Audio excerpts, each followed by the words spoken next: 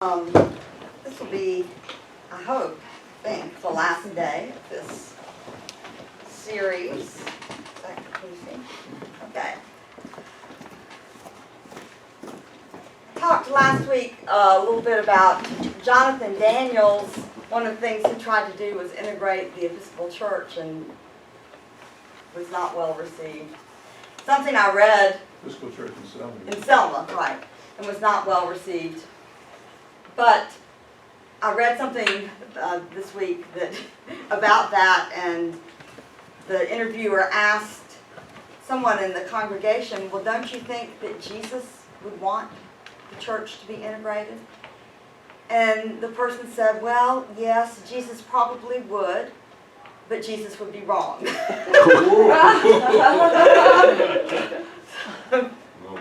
Yeah. We're going to talk today about the last 2 days. It just shows you that, he didn't plan to have a religion, and Right. somebody ran away with it. That's true. I've heard that described as Satan's greatest victory is organizing. The city of St. Jude, and every day, when I started out the day and as I ended the day, I tried to write down what I was thinking about when I began the day, and then what had happened at the end of the day. And on day 4, I woke up this morning thinking about those who did not march by choice. My Cambodian students who were forced by the Khmer Rouge to evacuate the city, even emptying the hospitals, and march to the country. If they faltered, they were shot and left to die by the roadside.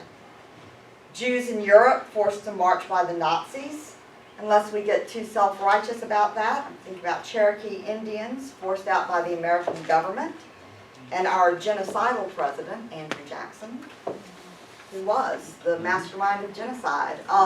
Aside to that, when I was up in rural Tennessee taking pictures of sandhill cranes, there was a sign that said the cranes were this way and to go this way to the Trail of Tears memorial. So I thought, what is that here in the middle of nowhere?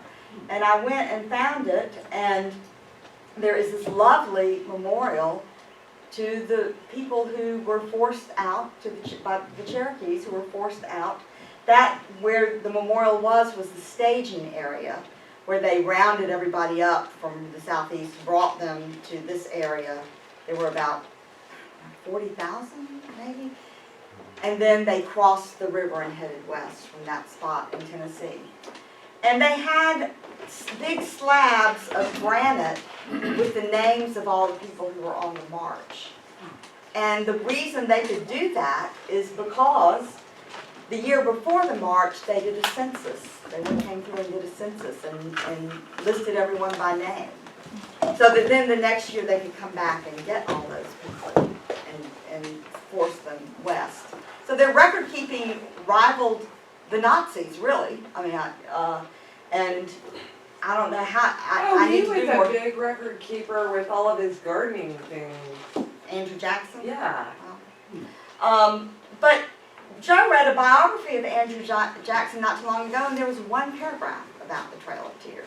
So I was very impressed that... The biography was by John Meacham. You see him on television all the time. They're trying to be profound.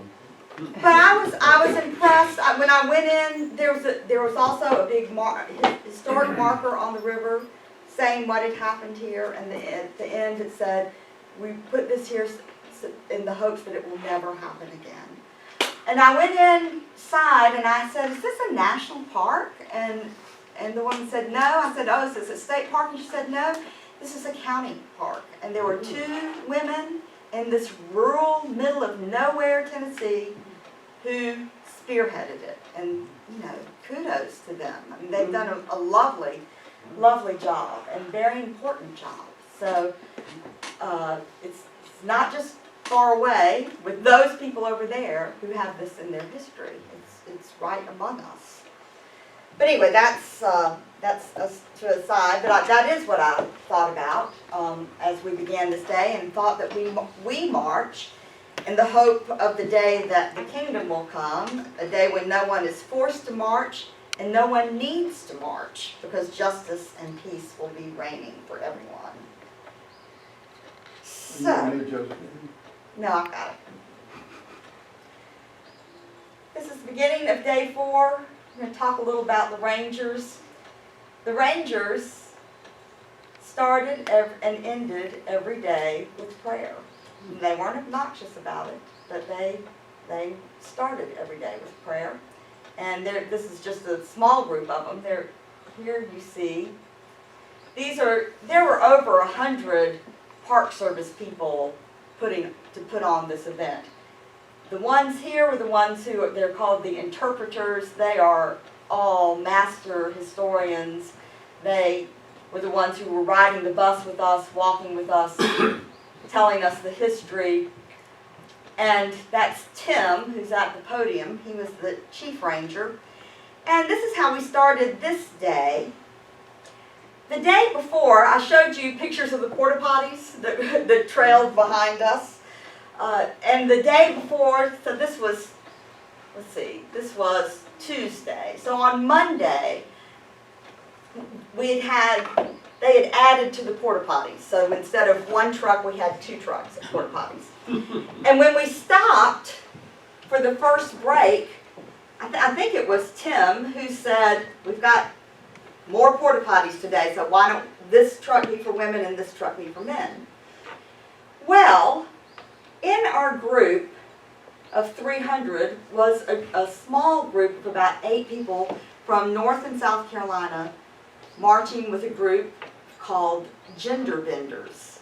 And they lobby for gay and lesbian and transgendered people's rights in the Southeast, which means they have a big, hard job. They're based in South Carolina, not known for its liberality in these kinds of things. And there was at least 1 and maybe 2 transgender people in the group. And when they said 1 truck is for men and 1 truck is for women, they were offended by that. Now, we could all roll our eyes about that, but the Rangers took that very seriously, and they were very upset that they had discriminated against someone, especially in this kind of situation, especially with bathrooms. And so they said that they were up as a group all night talking about this. And that morning as we started off, they all came forward, and Tim apologized for the group. And he said, from here on out, there will be bathrooms. Take your pick. Use any one you want. No, he said, and what he said, which I thought was really amazing, he says, we don't have the power to make this change across all the national parks, but we have the authority to change it here. And so we're changing it.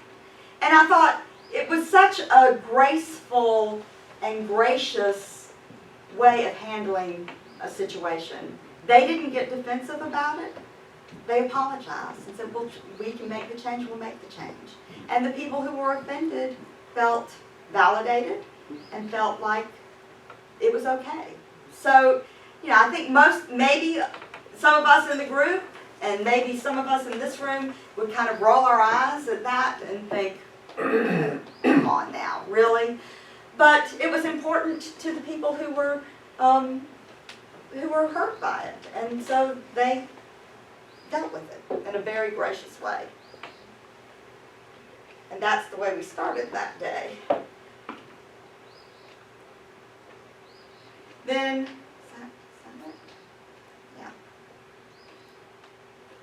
is that it? Yeah. We passed over from Lowndes County, which is the county that most of the march is in, and the county where Viola Liuzzo and later Jonathan Daniels were murdered, and we passed into Montgomery County. When the original march, the judge said that when they went through Lowndes County, there could only be 300 people marching. Part of that was for safety reasons, and it was a 2-lane highway then. They wanted to be able to kind of keep control. So I've read various figures of 3,000 to 8,000. I think King uses the figure 8,000 in his speech at the end, who started from Brown's Chapel and marched across the bridge. And then you don't go too far until you're in Lowndes County. In Lowndes County, it faded out to 300 people. But more people started joining in when they crossed this county line into Montgomery County. Then or now? Then. Okay. Then.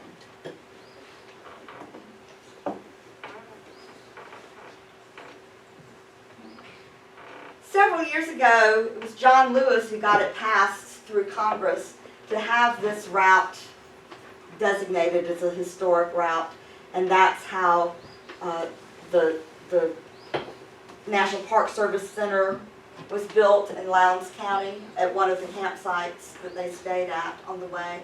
And these signs are up along the route. Okay. This, we had our first break that day, Tim, the ranger, the head ranger, the one who did the apologizing, that's him.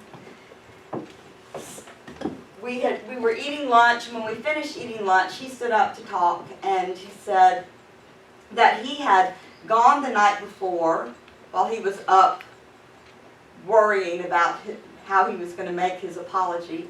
He went and read all the way through our Facebook page. Someone started a Facebook page for the group before we even got together so that we could start getting to know each other. And it's still active, and people are still posting on it every day. But I had posted the litany that I wrote on the page, and he got up and said that he had read that the night before and that it had moved him, and he asked me if I would pray it with the group. So, somebody, whoops, now. You don't point it at the screen. That's true. That's why I need my son. It didn't look like a video, though. It is. It is. Oh, well, there you go. I'm an Episcopal priest in Atlanta, and part of what I did to hear prepare that? myself for this event was to write a litany, which is really kind of a call and response prayer. My church and several other churches in Atlanta prayed it yesterday, and so Tim has asked if I would lead us in this. The responses for the first three are, "We are walking on holy ground," and then the responses for the next three are, "Lord, hear our prayer." And then the last two lines are from Lift Every Voice and Sing, so if you know, just join in with me on that. It's not quite synced. Let's pray. Gracious God, as we set out on this pilgrimage, make us ever mindful of those who have walked this way before us, remembering their courage, strength, and dignity in the fight for justice. We are walking on holy ground. We remember the countless number of African Americans who were martyred in the battle for civil rights, including Jimmy Lee Jackson, the Reverend George Lee, Lamar Smith, Edgar Edwards, and James Chaney. We are walking on holy ground. We remember those of other races and creeds who died answering the call to work for justice for all God's people, including the Reverend James Reed, Viola Liuzzo, Jonathan Daniels, Andrew Goodman, and Michael Warner. We are walking on holy ground. We give thanks for the progress that has been made in the past 50 years, but pray for the strength and wisdom to resist those in our own day who devise new obstacles for the ballot box. Lord, hear our prayer.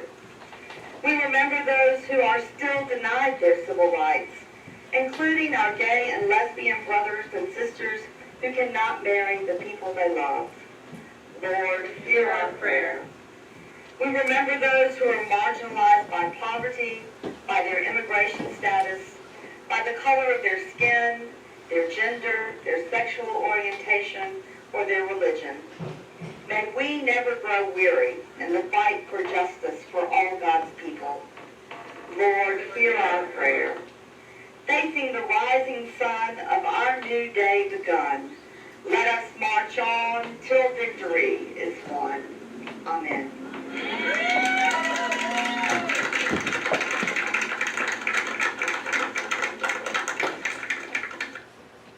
That was a powerful moment for me. Fortunately, Tim asked me about 10 minutes before he announced it whether I would do that, and so I had time to prepare. But it was very powerful. Somebody have a question? No, I was just gonna say, point it at the machine. Sometimes it bounces off Yeah. the wall fine, but if it I know, doesn't, yeah. I'm not. Okay, when we got to Montgomery County, after that first stop, and this was now the last leg before we get to the city of St. Jude, we picked up a police escort.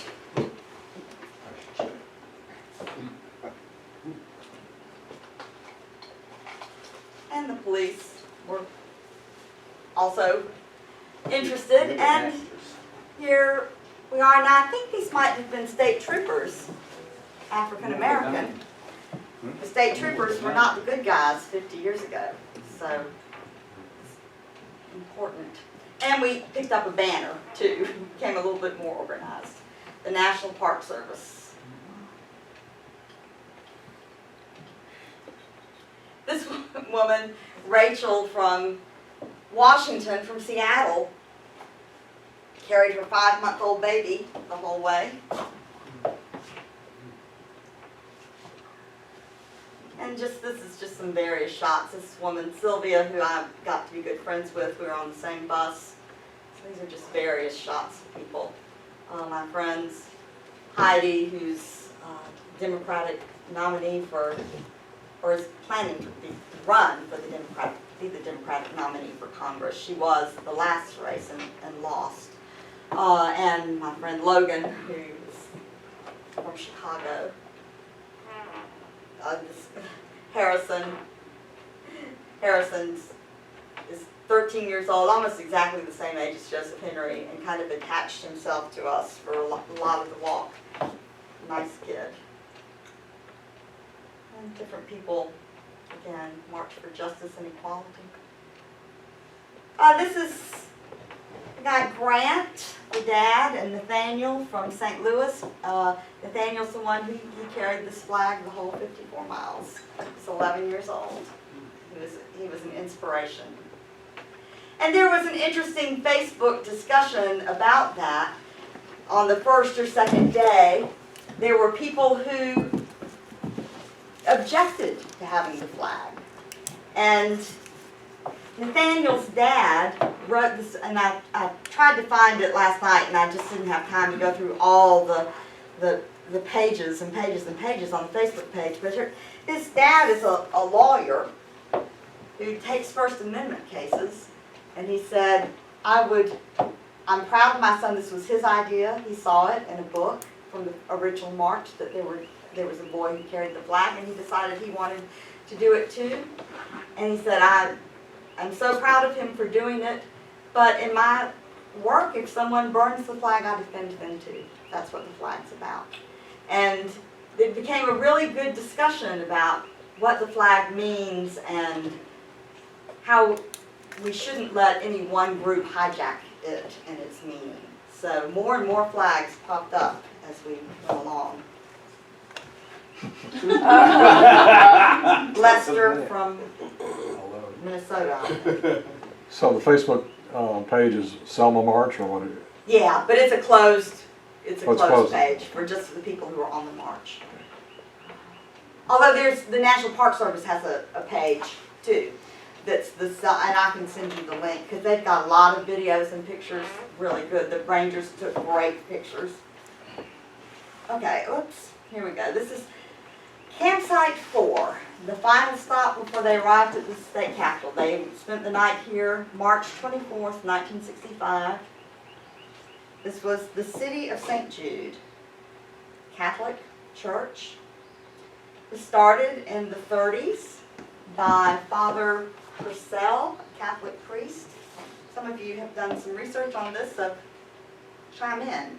But he came from the north to start this church and its auxiliary services. There was a school, there was a hospital that became the first integrated hospital in the southeast. 2 of King's children were born there when he lived in Montgomery.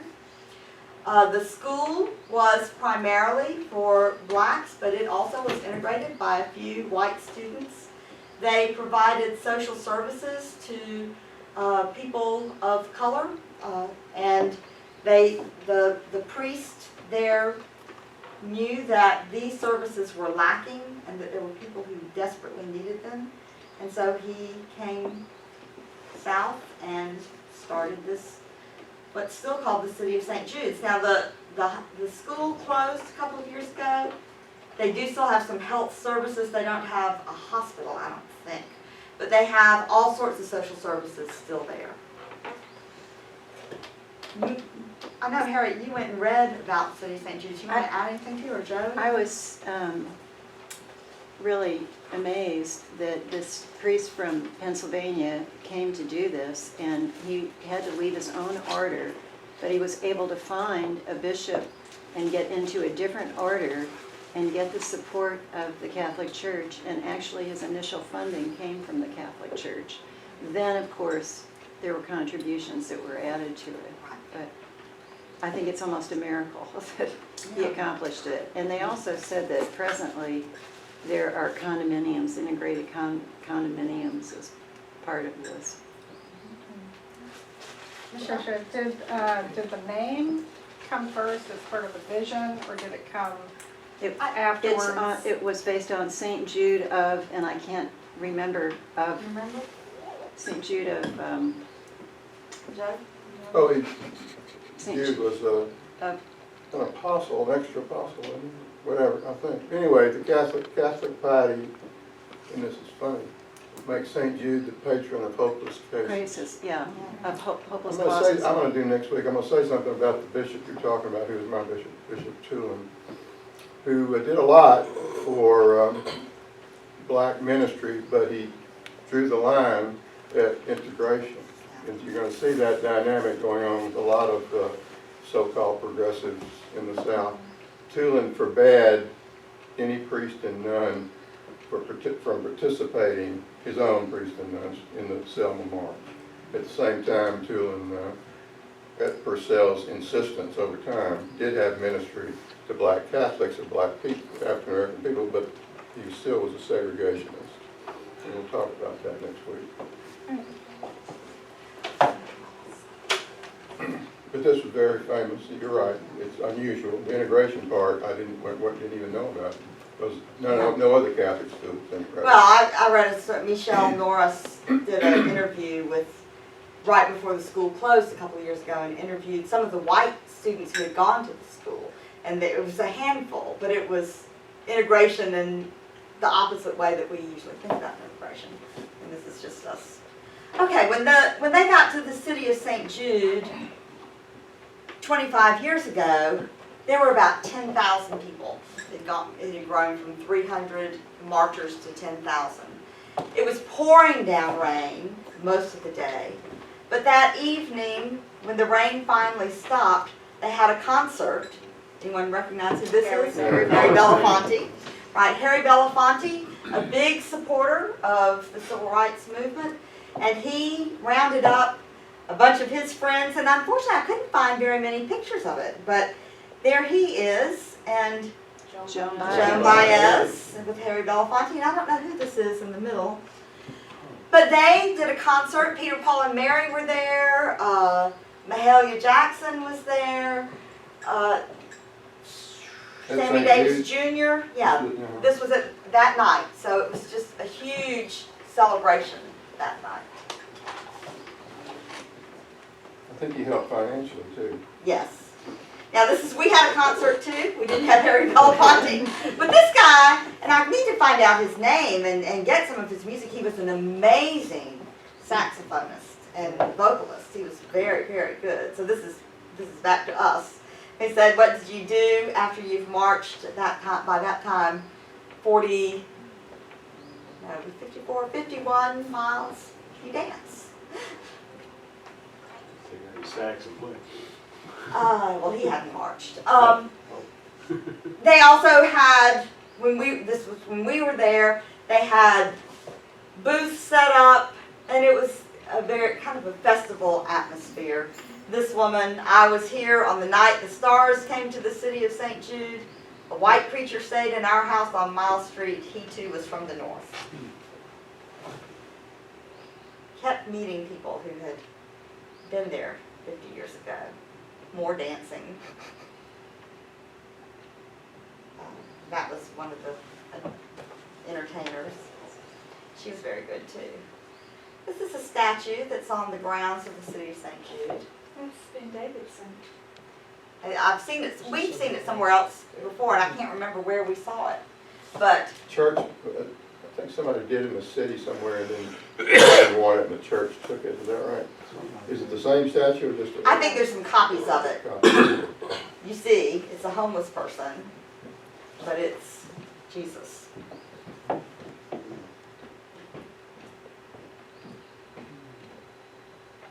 Okay, day 5. Did you take that picture?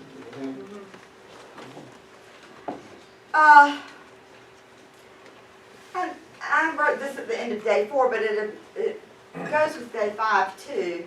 That when we arrived at St. Jude, we had an enthusiastic, smaller reception than 50 years ago.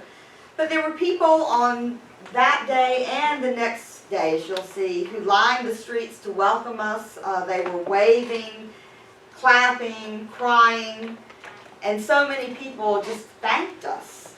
And I thought about that a lot because, you know, why were they thanking us? Because what we were doing didn't require the courage or the risks that the first march 50 years ago did. But I finally came to the conclusion that the tears and the thanks were appreciation that we were bearing witness to the history of 50 years ago, that we were validating what they had been through, and that we were promising to continue to fight what they began fighting for 50 years ago. You only Very took 5 humbling. days out of your lives and you could have done something else. Yeah.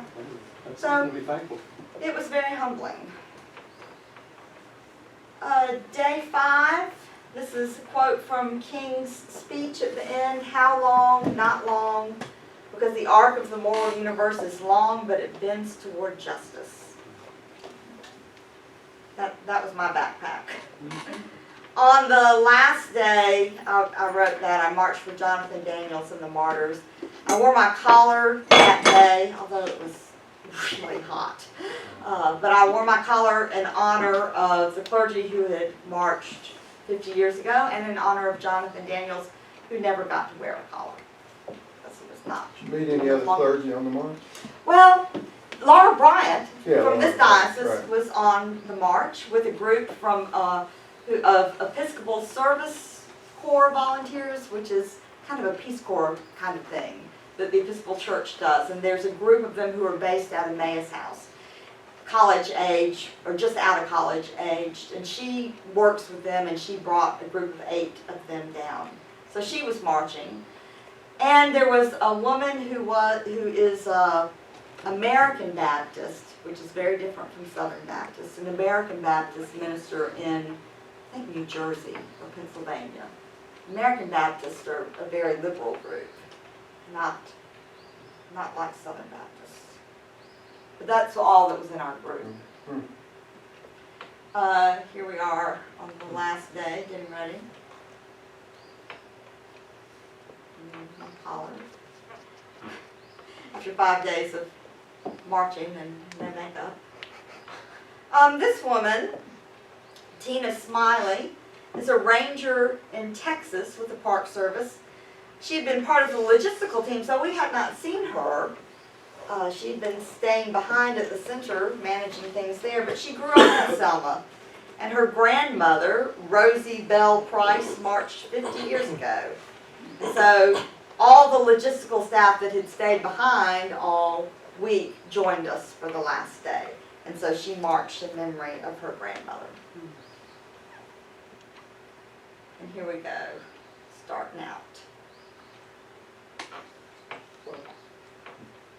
You can see that the neighborhood around the city of St. Jude is still a fairly poor neighborhood. We had police escorts.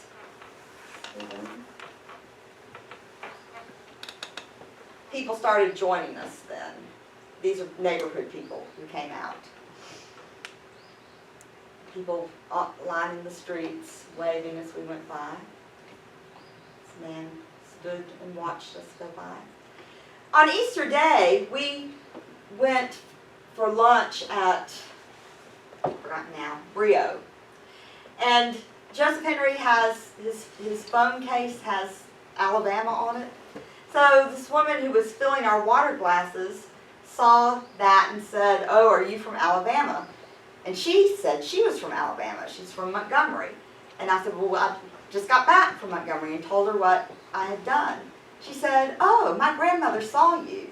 She marched 50 years ago, and she lives near the city of St. Jude. She's 90 years old. She couldn't march this time, but she sat on her porch and watched you go by." Which shows, I think, that the importance of it to the people around there, that it was important enough that she told her granddaughter about it.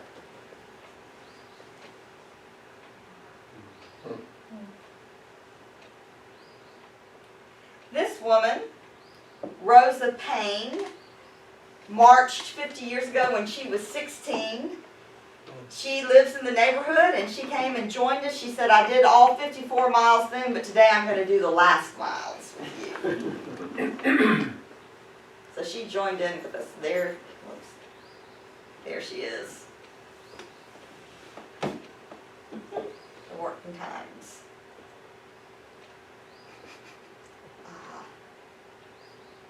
Children, daycare.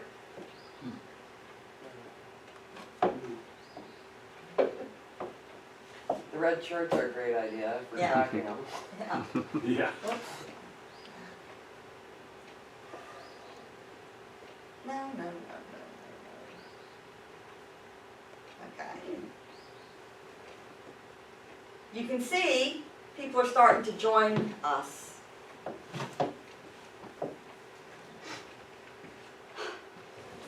Jeff Davis Avenue.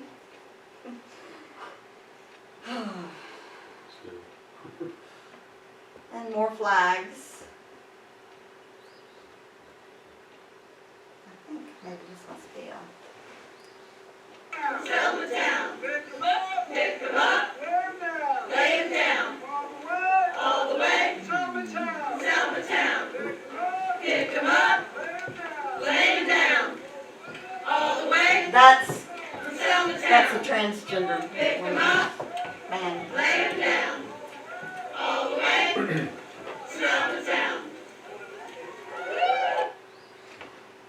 I included that because on day 2 when which was the longest day and it was raining all day, John Lewis posted on his Facebook page that day and someone saw it on the phone, remembering 50 years ago, and that was the longest day 50 years ago too, and that they were so tired, and when they got tired they would start chanting that. So again, you can see many more people joining in. Go into Montgomery. That is, that's Dexter. So these are not exactly in order because that's right by the Capitol. Just random pictures of people. She was the American Baptist minister.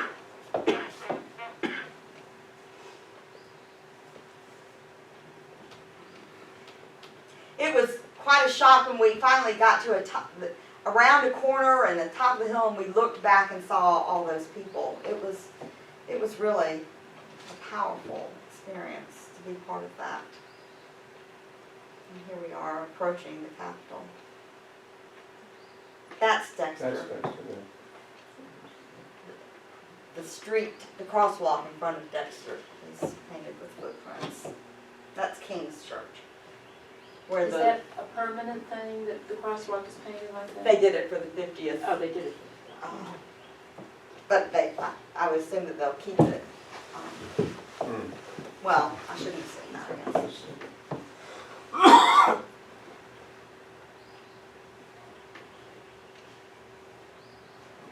This woman lives in Montgomery, and we were all so grateful to her because the Park Service provided lunches, provided every meal for the 150 youth. But the rest of us were on our own. And she works for a restaurant and a deli, and so they made sandwiches. We could buy them. They made sandwiches for us every day. So I don't know what we would have done for lunch if it hadn't been for her. So we were grateful to her. Folk art again along the streets. Now this is the boy who carried the flag 50 years ago, and I just read something about what he had on the last day. He put sunscreen all over his face and then wrote in the sunscreen "vote" across his forehead. And that's a very well-known picture. Again, more just of the walking. People waving at us as we enter town. Also, before we got there, the Klan was there, handing out these flyers, and they paraded through town, and they were handing out these flyers all around Dexter Avenue Baptist Church, King's Church. This is now. It says, I don't know what that says, Loyal White Knights, Neighborhood Watch. The law-abiding citizens of your community can sleep in peace knowing the Klan is awake. The Klan wants you, kkknights.com. They have a website, how lovely. Loyal White Knights, 24/7 hotlines. You can call them 24 hours a day. And they'll, I suppose, come to your rescue. Internet address makes it current house. Yeah. Oh, this is just the side of the building, pictures of 50 years ago. And the police escort. Liuzzo and James Reed were both Unitarians, and so the Unitarians, now they just joined us that day. A lot of these people just joined us for the last march, but they were there, remembering.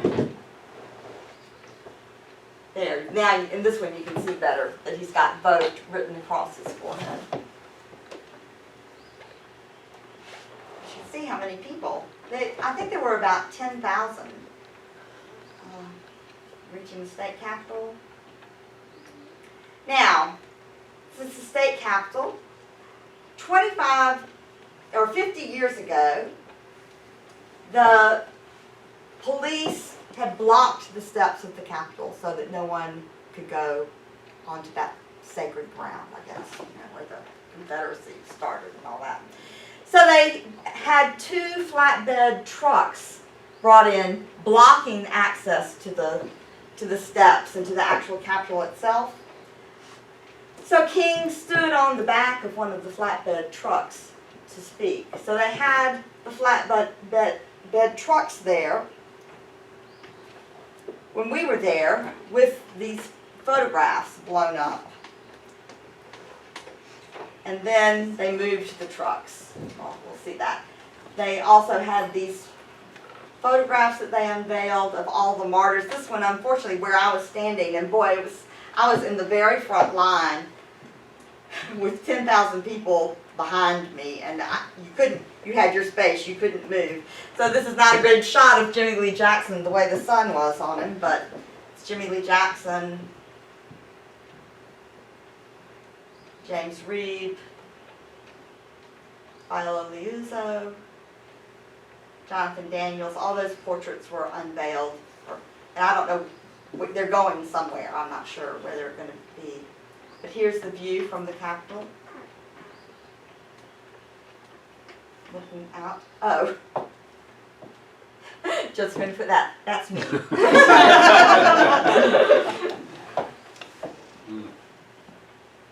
That is the lectern from which King spoke 50 years ago. think it's part of Dexter Avenue's church, so they brought it out and the speakers all spoke from that. This is the governor of Alabama, Robert Bentley.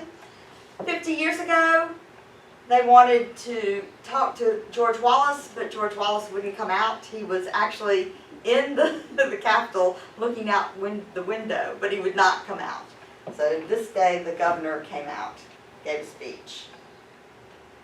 Let me back that up. The governor gave a speech, the mayor of Selma, no, he was there. The mayor of Selma is black. He was there. The mayor of Montgomery gave a speech. They were all very self-congratulatory about the progress that has been made, which is real. There's been real progress made. However, then we had Morris Dees get up and speak. He's the director of the Southern Poverty Law Center. I talked about them some last week. They are,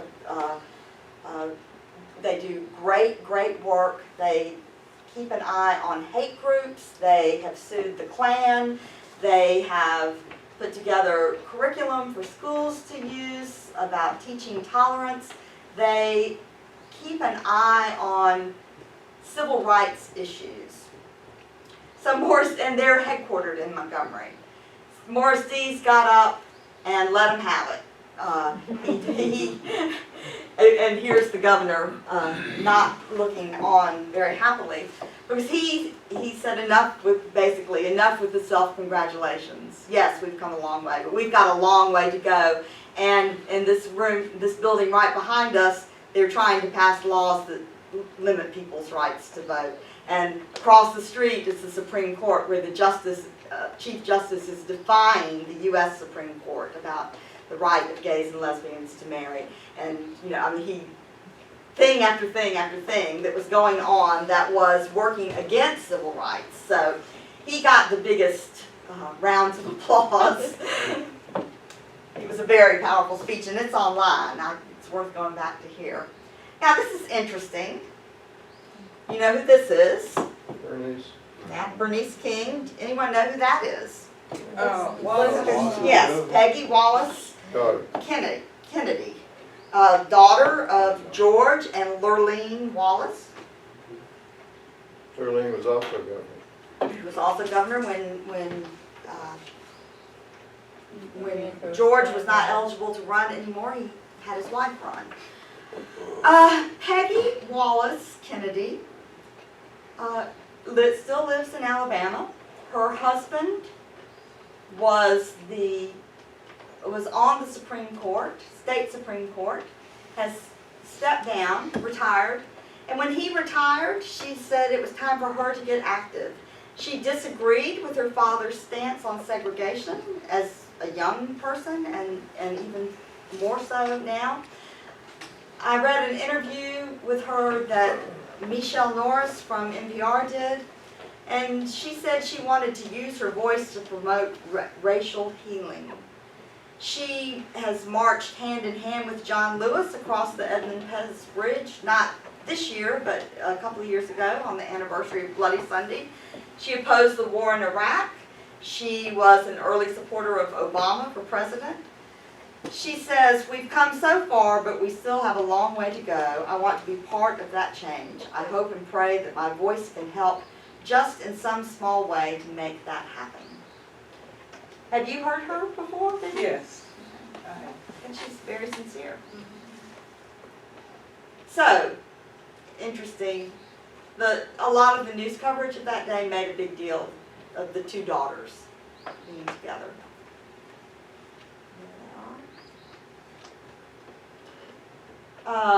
Bernice King, who has a less than sterling record on some civil rights issues, particularly gays and lesbians. You know, she's Eddie Long's. I don't know if she still is, No, but she did work for Eddie Long, and has been very vocal against any kind of civil rights for gays and lesbians. But on this day, she gave the speech that her father gave 50 years ago, and she did a very good job with it.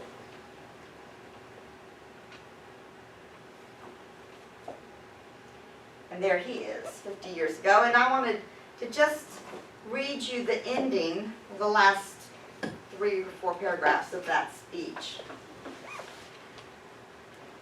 And so, as we go away this afternoon, let us go away more than ever before, committed to this struggle and committed to nonviolence.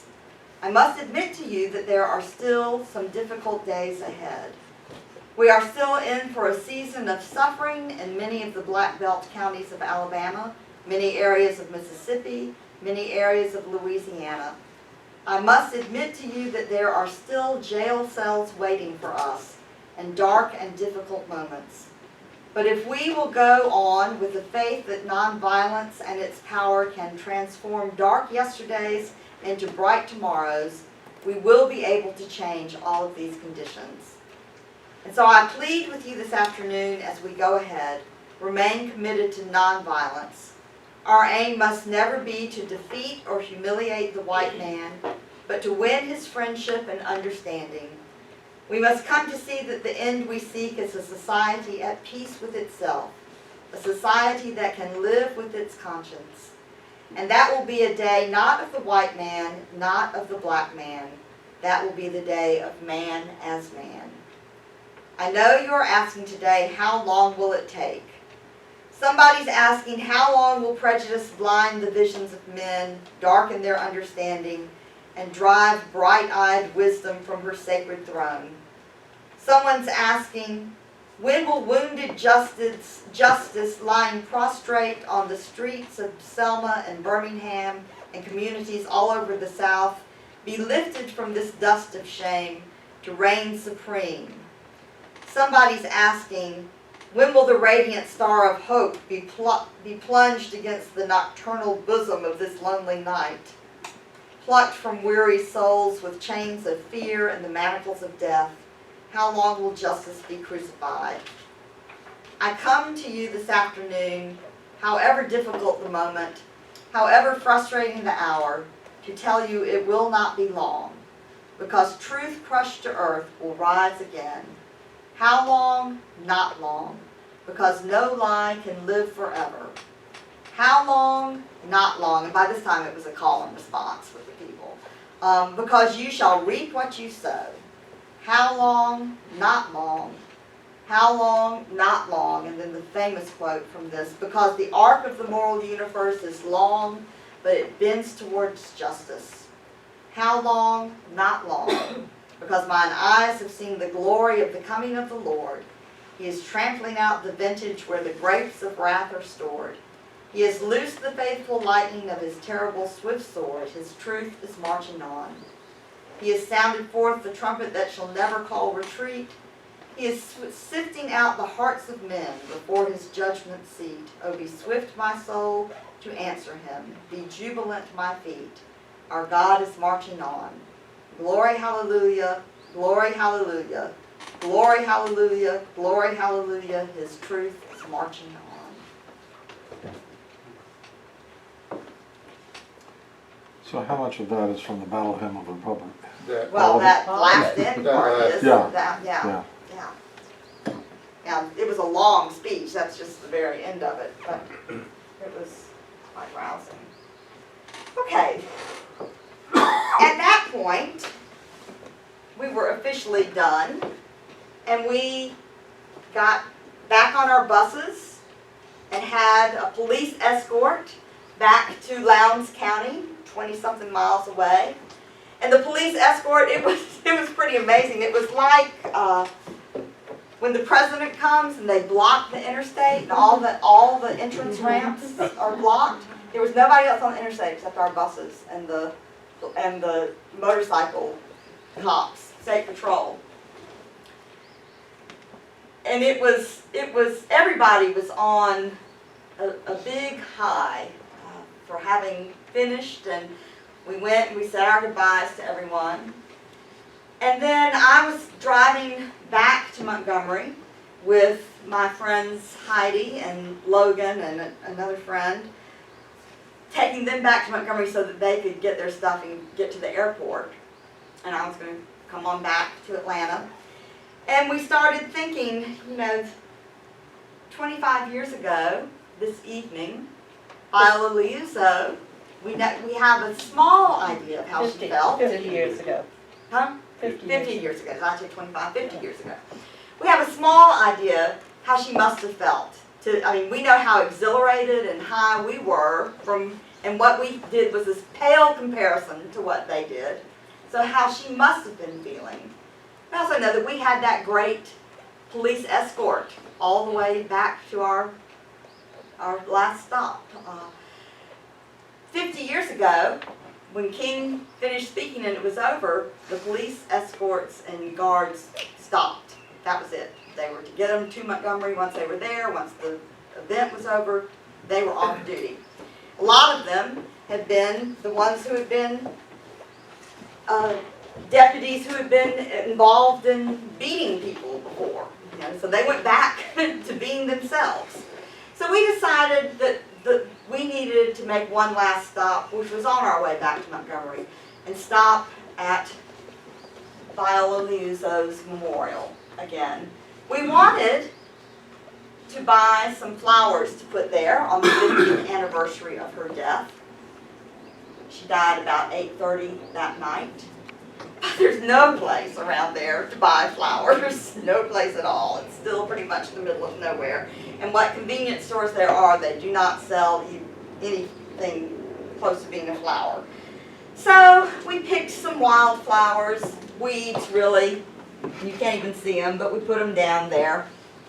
And we stayed a few minutes and really reflected on her and her life and her martyrdom. And then as we were leaving, this is up on a hill. Here's the road down here. There's a church right here that's right next to the memorial. And as we were getting ready to walk, there's a little concrete path from here to the church. And as we were getting ready to leave, a tour bus pulled up. And people piled out of it and started, as we were walking out, they were walking towards us. And I looked at the man who was walking toward me and I thought, gosh, he looks familiar. You want to know who that is? Julian Bond. Julian Bond. I said, are you Julian Bond? And he said, yes. And he said, and I told him who I was. And he said, well, what are you doing here? And I told him what we had done. And I said, we really stopped here. We wanted to pay tribute to Viola Liuzzo. We wanted to leave flowers, but we couldn't find any flowers. And he said, well, we've got flowers, and we're going to do a little service. Why don't you stay and be part of it? So what he was doing was he taught, he's retired now, I think, but he taught at the University of Virginia for a long time. And he was leading a civil rights tour that was offered by the University of Virginia. They'd been in Birmingham, they had been or were going to Selma. They were hitting all the civil rights spots, which would have been fascinating to have him as your tour guide on that. So we had a little service. He asked me if I would lead it, and I said, no, I think you have somebody who was planning to lead it. And he said, well, why don't you say something? So I talked about what we had done and why we had stopped there. And then this woman sang. They had flowers. They had a little portable sound system. She was singing in her microphone. This man was a retired Methodist minister, and he had a service. So it was a very touching end, an unexpected end to our pilgrimage, was to have this little coda to it. And I'm going to end here with a question the rangers asked us almost every day: what's your Selma? Meaning, what is it? Why are you here? Why are you marching? Is there some cause that you're willing to commit yourself to, as the people at Selma committed themselves? And people had different answers. Some didn't have any specific answer, but I think it's a question worth asking. What's your Selma? And that's it. The Selma 50th, I was there. Well, you could interpret that question of, what is the worst experience that you've ever had in the cause of justice?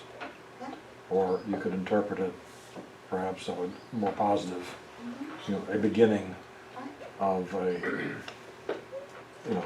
critical piece in moving the voting rights legislation and so forth. And the voting rights legislation, I meant to say, passed in August after this. So this was instrumental, as were the killings, instrumental in its passage. Some people in a group had very specific things that they were marching for. Some, like me, were doing it kind of as a pilgrimage to honor the history of what had happened there. There's no one answer to that. But that's it. We've got just a couple of minutes. Any questions, comments? Where did they sleep originally? I know you said They camped they out. camped out. Okay. Yeah, there were different sites, mainly farms, pastures that they camped out in. And y'all slept in motels?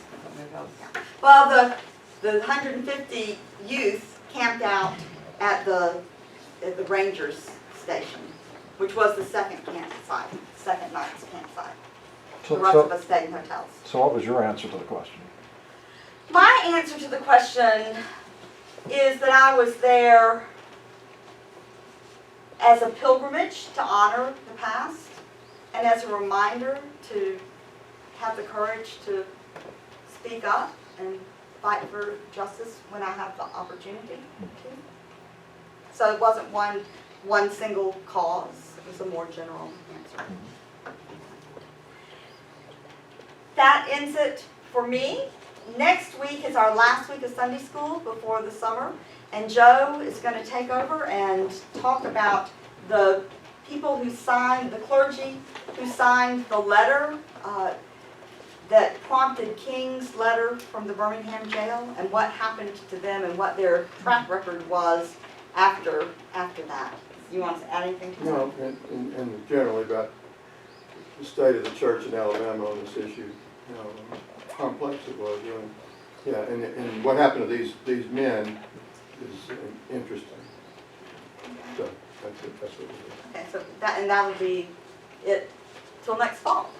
So thank you. Thank you.